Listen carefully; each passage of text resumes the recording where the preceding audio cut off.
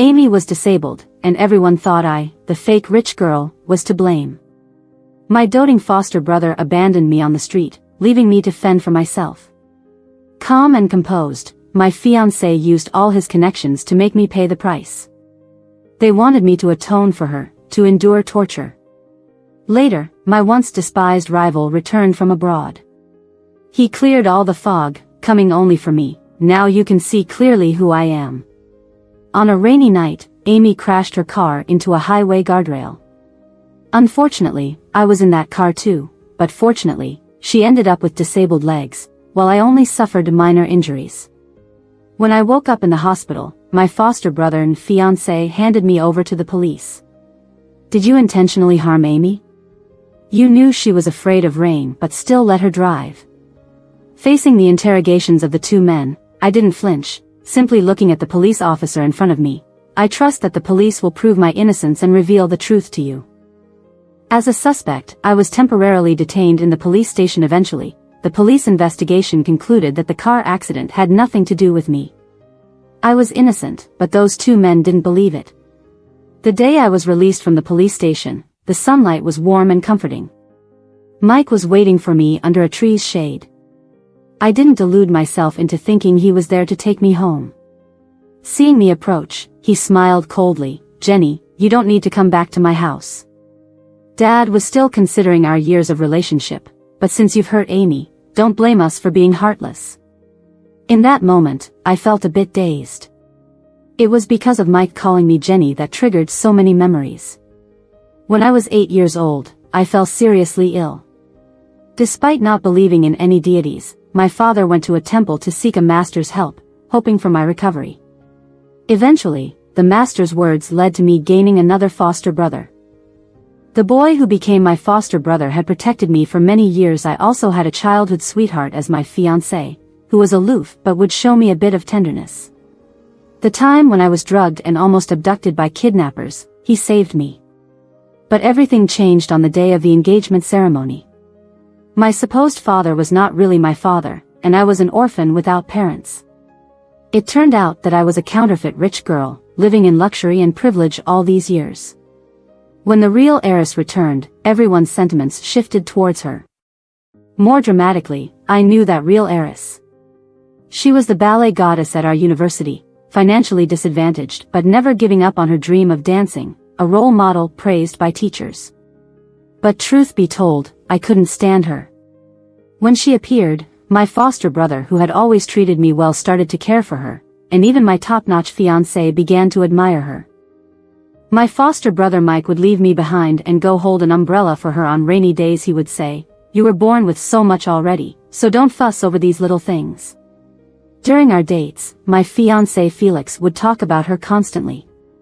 He would say, "She is truly a good girl, if only her background wasn't a bit lacking." Like every breath I took was wrong, I just couldn't understand why. Eventually, I found the answer: everything was predestined. How could the fake heiress have eternal protection? As the real heiress arrived in tears at the engagement ceremony, my 22-year-long beautiful dream came to an end. Coming back to my senses, I looked at the man before me. The once gentle and doting eyes now seemed unfamiliar, replaced with disgust and impatience. "What? Are you plotting some wicked plan to harm Amy again?" The man's demeanor was disdainful, his face filled with caution. "Mike, whether you believe it or not, I did not harm her.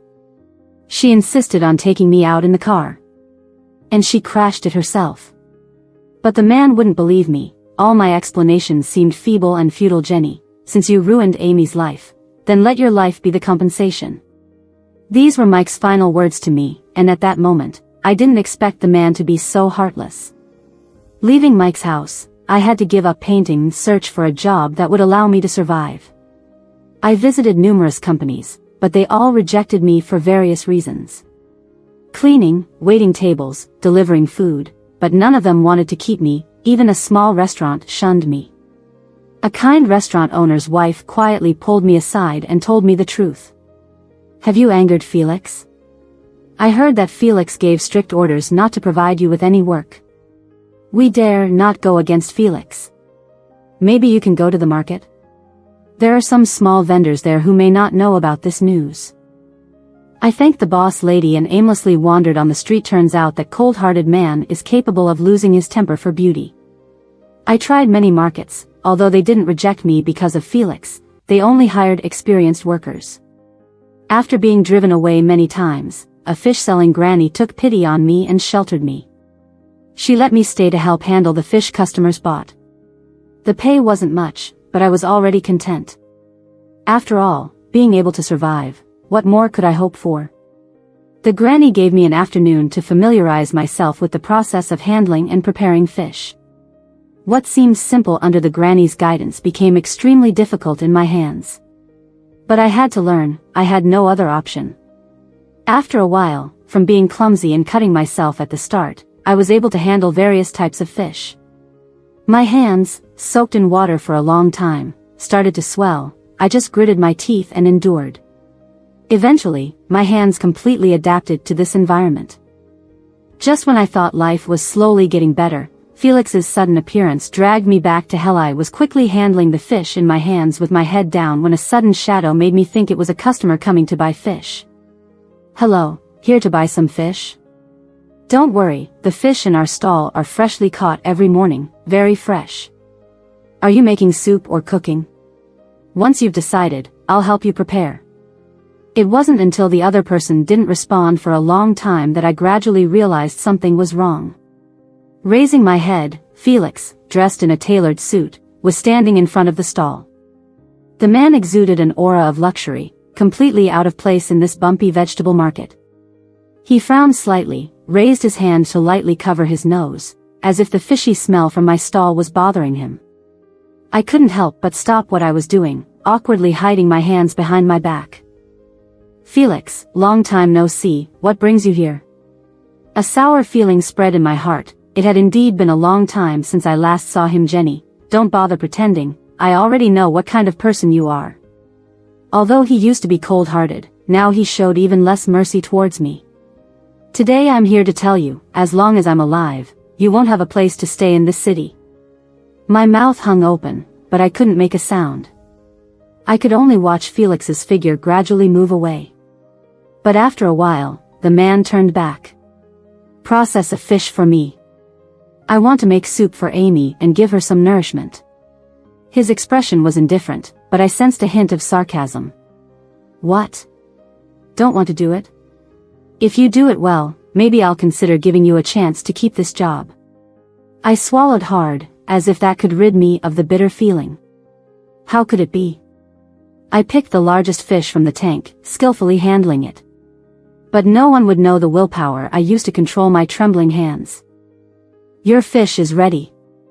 I handed over the bag, but the man didn't make any move. "Give it to him." With just a glance, someone quickly reached out to take the bag from him.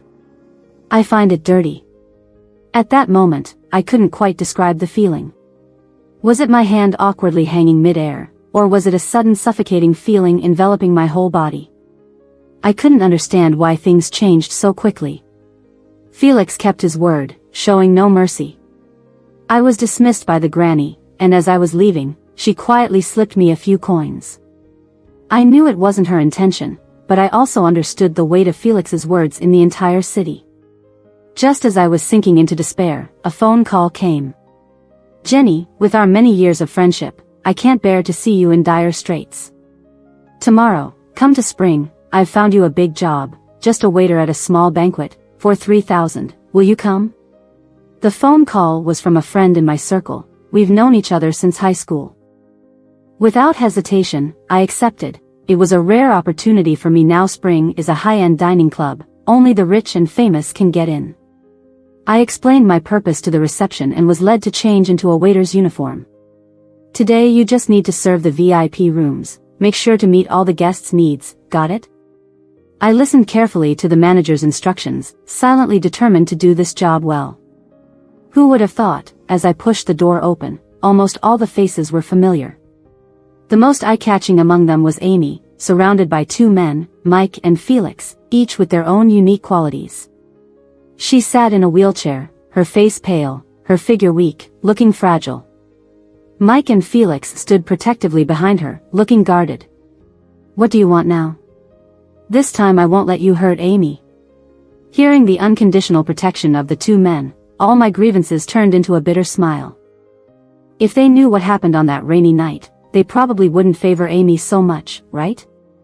Inferior? I don't think so. As long as the outcome is what I want, that's all that matters, right?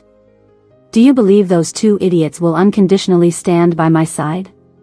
Amy laughed at me, with a crazy look in her eyes that hinted at an impending storm. I saw Amy crash the car into the fence with absolute determination. Now, she's pushing two men aside and smiling gently at me, saying, "Jenny, don't blame them. I've already forgiven you. Amy, you're always too soft-hearted. If you have any grievances, just speak up, I'll back you up." Felix didn't say a word, but I know he's the most vindictive and cunning one. It turned out that the straight-backed girl I used to be was now bending down in humility, serving as a waitress. Is this still the proud young lady I used to be? I forgot, I'm just a fallen nobody. Thankfully, our true heiress arrived just in time, or else Felix might have mistaken a wooden for a pearl. Those who used to show me such respect now turned against me. Took a deep breath, pouring tea for each of them. I heard she once gave Felix a jar full of stars. It was filled with cheesy love notes. I trembled, dropping the teapot to the ground, shattering it. How could you serve like this? I filtered out everything else, standing frozen in place as if struck by lightning. It was because the familiar voice belonged to someone I knew very well. The one who recommended me for this job was my high school classmate and longtime friend. I had confided in her. I never expected her to make a mockery of my heartfelt words. The next moment, I uncontrollably looked at Felix. I stared at him intensely, trying to find even a glimpse of tenderness on his face. Not just me, it seemed like everyone's gaze was on him. Love notes in the stars? The man spoke up, and I couldn't deny feeling a hidden sense of anticipation. Disgusting. In that moment, it felt like a knife was repeatedly stabbing my heart. I knew it, how could Felix be interested in a nobody? As everyone snapped out of it, they started mocking me. What are you standing there for? Clean up quickly. It was not until then that I realized the tea had splattered everywhere, with debris all over the floor, a mess. Sorry, I'll clean it up right away. I quickly bowed, swiftly starting to clean up the mess on the floor. Don't be too hard on Jenny, everyone. It's her first time doing this kind of work, she's bound to be a bit clumsy. Amy maneuvered her wheelchair to me, kindly helping me out. Here, let me help you. I'm used to this kind of rough work.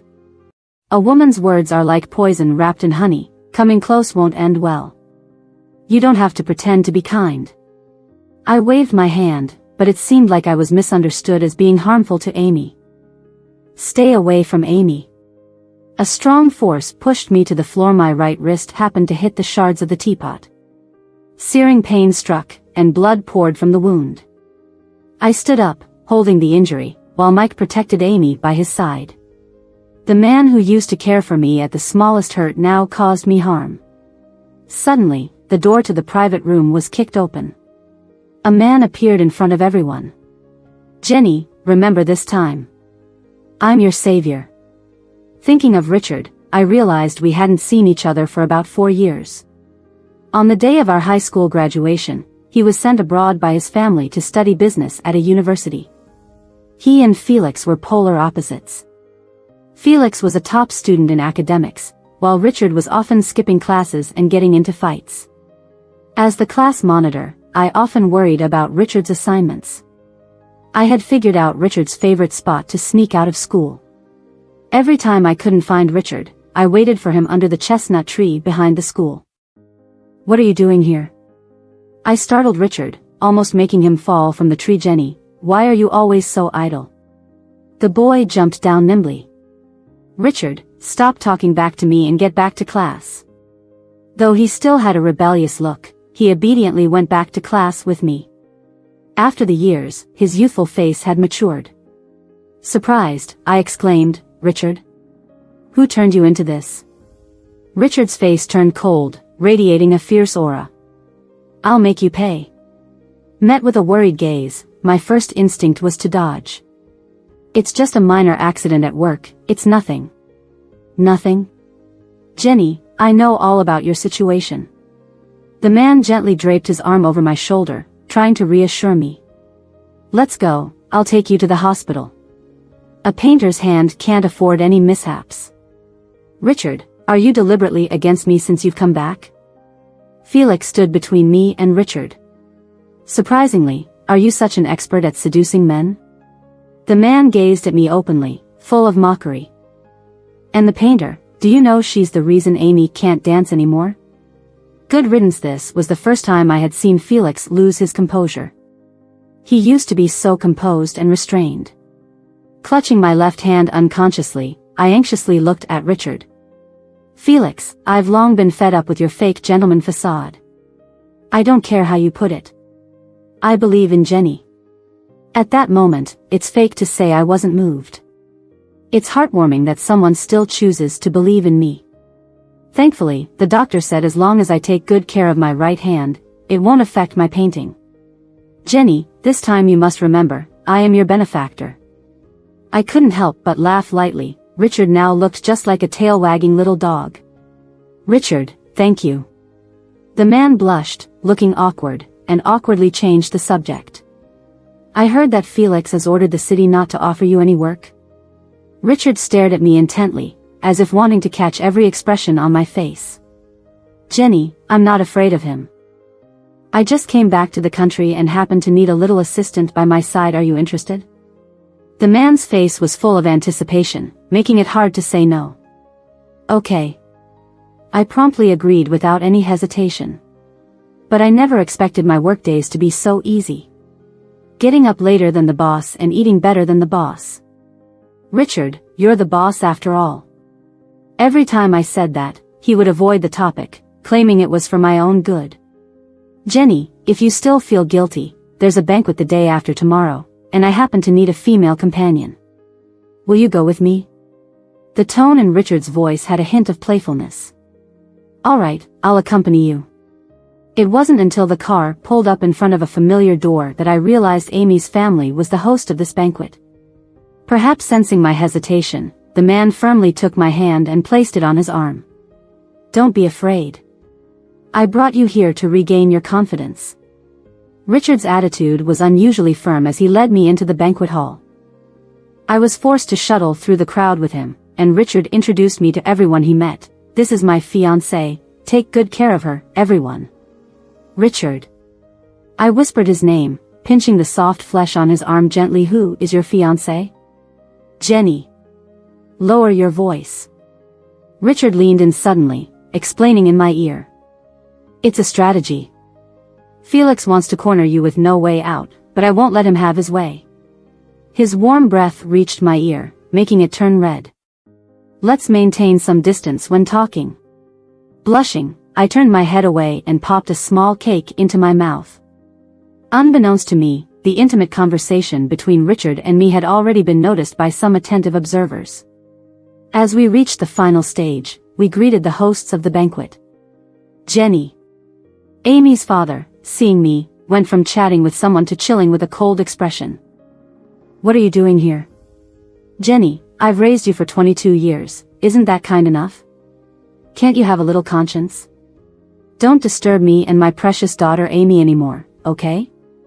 The accumulated emotions reached their peak in that moment, shattering the psychological defenses built during this period. He used to look at me with a loving face, pampering me, saying, my precious daughter, whatever you want, just tell Daddy, I'll always be your strong support. Now, I can recall the scene vividly. But now everything has changed, and I realized the fatherly love I enjoyed for so many years was actually stolen. Uncle, this time Jenny is accompanying me as my fiancé to the banquet, please show some respect. Amy rolled her wheelchair over, hugging my arm and acting coquettishly. Dad, I have forgiven Jenny already. Not only that, I want to thank her. She's been by your side for so many years, just like a warm little coat. Besides, Dad, Jenny has had it tough too. Do you remember the fish soup I served you last time? Felix said Jenny personally prepared it. The woman's voice wasn't loud, but to those paying attention, it was perfectly audible. Is Amy not deliberate in this? I don't believe it. Perhaps Felix's intimidation was strong enough because people around us started whispering. Richard's fiancé sells fish? How embarrassing. The man reassuringly squeezed my hand and said, anyone spreading rumors about my fiancé will have to deal with me, Richard. His gaze scanned the crowd, gradually calming them down. Amy then pretended to apologize for her slip of the tongue, looking somewhat remorseful. Jenny, you spoke the truth, no need to apologize. Felix then leaned in, putting his arm around the woman's shoulder, and shot me a harsh glance. A woman like Jenny can only win a man's favor using some low-class means? The man's words were firm, but what he didn't know was that Amy, whom he adored, was the one who loved to employ some despicable tactics. And you, Richard, after all these years, you're still as foolish as ever. An invisible tension gradually spread between the two parties. Facing Felix's provocation, Richard showed no weakness. Felix, aren't you tired? After all these years, your fake facade must be permanently etched on your face, right? I think you even have another problem, blindness.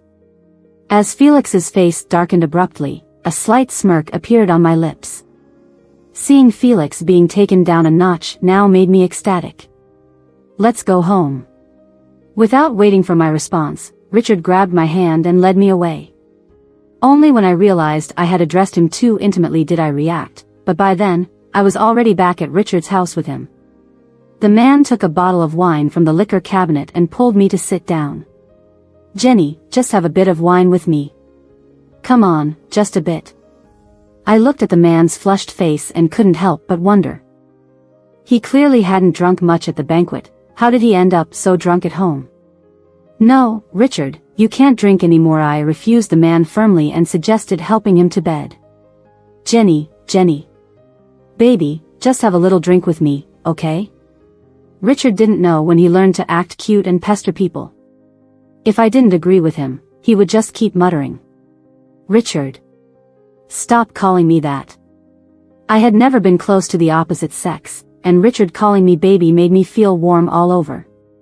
Then just have a little drink with me. I reluctantly agreed to Richard's request. I only allowed him to have a small glass, hoping he wouldn't get drunk and uncontrollable. Richard indeed only poured himself a small glass and sat on the couch like a well-behaved child, sipping from it. I watched him like that, and somehow, there was a hint of tenderness in my eyes. After some time, he set down the glass. His eyes sparkled as he looked at me accusingly and said, "You foolish woman. Not only are you foolish, but your eyes are also not working." I thought he was just talking nonsense because he was drunk, so I patiently reassured him, "Okay, Richard, didn't we agree? Just finish your drink and go to sleep. You're drunk anyway. I'm the one who saved you, you know." Why? Why did you wake up to see him as the first person? At that moment, I felt like I had been struck by lightning and frozen in place. The clues from the past seemed to connect to form an answer. When I was unconscious, the first person I saw when I woke up was Felix, whom I naturally took as my savior. However, I had ignored the unnatural look on the man's face at the time. And on the day I returned to school after recovering from my injury, Richard aggressively said to me, "Jenny is really stupid, huh?" At that time, I was still immersed in the tender gesture of my fiancé who had sacrificed himself to save me, and I did not notice anything wrong with Richard. Looking back now, everything made sense. I was truly foolish. The tenderness I thought belonged only to me had been shamelessly stolen by him. Seeing Richard already passed out from drunkenness, swaying back and forth, I raised my hand and embraced him, gently running my fingers through his hair. This time, I won't make the same mistake again. The next morning, when I opened my eyes, I saw Richard standing by my bedside. "I drank too much last night. Did I say anything stupid?" An anxious look came over the man's face, tempting me to tease him. "Well, Richard, you must think about it. Did you say anything silly?" Richard blushed deeply and stuttered, I was just drunk." His threats held no power over me, but I went along with him. "I won't bring it up again. As for that matter, if Richard is not ready to tell me the truth, I am willing not to ask." Near noon, an unexpected person called me. "Come home and take your things." Mike's voice was calm, revealing no emotions. "Mr. Mike, everything I had before was given to me by you, so there shouldn't be anything left for me to take, right? Don't misunderstand. It's your paintings. I don't want Amy to see your paintings and bring back painful memories." "Oh, I see. Are you afraid Amy will remember her leg that can't dance anymore because of her own actions when she sees my paintings?" After some consideration, I agreed. "When would be convenient?" "After 3 o'clock this afternoon. Amy has an appointment for a checkup." "All right, I will be there on time." I told Richard about this and he simply said, "I'll take you there and wait for you at the door." When we arrived at the gate, he took out a necklace from his pocket. "Wear this." His expression was serious, and I couldn't refuse. I just nodded and let Richard put it on me. When I got out of the car, Mike was waiting not far away. "Let's go." I followed the man back into this once familiar home. I quickly chose the painting I wanted to take. "Just this one?" "Yes, this one is enough. You can handle the rest however you want." Most of the paintings in the studio were portraits of Felix since high school. Looking back, I wished I could slap myself. I held the one painting that had nothing to do with Felix, feeling a mix of emotions. "Jenny? What are you doing here?" Mike panicked for a moment and explained, "Amy, she came to pick up her painting and will leave soon." I wonder why the door to the studio, which is always locked, was open. Today, the specialist who was supposed to re-examine me suddenly went abroad, so Felix brought me back here. I didn't want to stay here any longer, especially since Richard was waiting for me, so I tried to leave. "Jenny, why are you in such a hurry?" "I've never been allowed to come into the studio, and now that I have the chance, I'd like to admire your masterpiece." "Is that the painting you're taking with you? You don't want the others?" Jenny manipulated the wheelchair, smiling as she approached me. I knew the devil hidden beneath the angelic face of this painting. "Yes, just this one. If there's nothing else, I'll leave."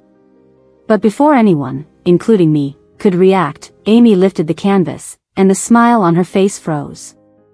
It was a portrait of Felix from my 18th birthday, inviting me to dance under the spotlight. She revealed one canvas after another, each showing Felix at different stages of his life. The Felix who had grown up with meth atmosphere grew silent for a moment, but not for me. I have absolutely no feelings for Felix anymore. So, is this the reason Mike has been hiding from me all along? Has Mike's heart always been with Jenny? 2 clear tears slide down Amy's cheeks, her eyes full of disbelief. Then, she turns to look at Felix beside her. "What about you, Felix?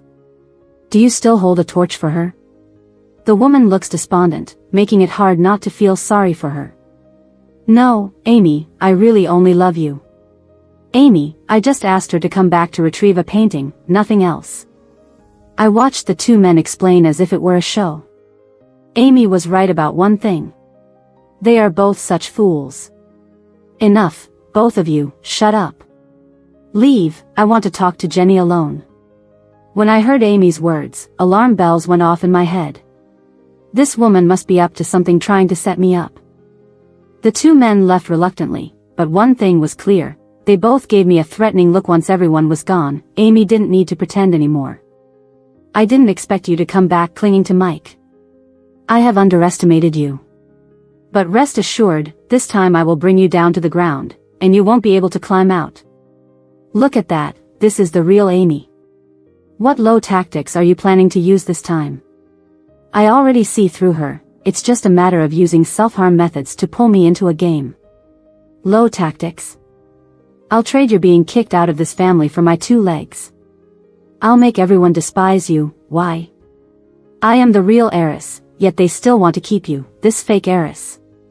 You've stolen my glory and wealth for so many years, now I want you to taste the life of being ostracized, without parents." Amy looked mad, and in the end, she burst out laughing. "Well, now I can finally replace you." My heart started to panic. I cursed in my mind, this woman is insane. She slammed her hand hard against the wooden frame of the painting, and soon blood appeared. She screamed, and the men guarding outside quickly rushed in. Seeing the chaotic scene, I felt speechless. Last time it was a leg, now it's a hand. Amy really stops at nothing. Jenny, I will give Felix to you. It hurts a lot, I won't fight you anymore, can you spare me? Tears welled up in the woman's eyes, making her look pitiful. Amy, I won't go easy on you anymore, you must pay the price. Amy, what nonsense are you talking about? I only love you, I despise that wicked woman. Here we go again, another annual drama. How can there be two blind people here? A mocking voice came, and I looked towards the door. Richard, how did you come in? The man took my hand and examined it carefully before he relaxed. You are just watching the show, why didn't you call me? Two real blind people plus one who talks nonsense with eyes wide open, 3 people are enough to stage a drama. Richard's mouth was still venomous as ever, leaving people speechless. But now, I am tired of this drama, isn't it time to end it? The man pressed a button in his hand, and my conversation with Amy was clearly recorded. Amy's face suddenly turned pale, and she shouted, "It's all fake. It's all edited." Richard threw the device aside. Amy didn't care about her wound and lunged from the wheelchair. But it was too late. Richard and I didn't care about what happened next and left the house. Later, I heard Amy went crazy and was sent to a mental institution abroad. Felix and Mike visited Richard's house many times, but I never saw them. Because I was going to marry Richard, busy preparing for the wedding, of course, I had no time to see irrelevant people. On the wedding day, Felix and Mike showed up. Mike gave me a big wedding gift, saying it was for my dowry. It was Felix who ran up to the stage with a jar of stars during the vows. Jenny, it's all my fault, I just realized my feelings for you now. I was wrong, look, I folded these stars for you one by one with my own hands. Each one has words written for you, just like the ones you gave me back then. He presented the jar to me as if offering a treasure, looking at me expectantly. I took it and smashed it hard on the ground. The jar shattered completely, stars scattered all over. I laughed and said, "Thank you for your wedding blessing." The man's expression froze, his eyes filled with disbelief. The girl who once folded a jar full of stars for Felix had died on the day he called her disgusting. Felix didn't give up, his voice trembling. "Jenny, don't you remember? I rescued you from the kidnappers." I never expected Felix to be so shameless as to bring this up. Felix, do you feel disgusted with yourself? Stealing credit like a thief for so many years, doesn't your conscience bother you? The man's expression slowly turned gray and lost all anger in an instant. You know it now. Felix slumped to the ground, looking defeated. Richard, with a cold face, ordered the guards to take him out and continue with the wedding ceremony. Do you want to take this lady as your wife, love and cherish her for a lifetime? I do. Do you want to marry this man, love and be loyal to him for a lifetime? I do. Amidst a shower of flower petals, Richard and I embraced, and he whispered in my ear, "The moonlight of youth finally shines on him."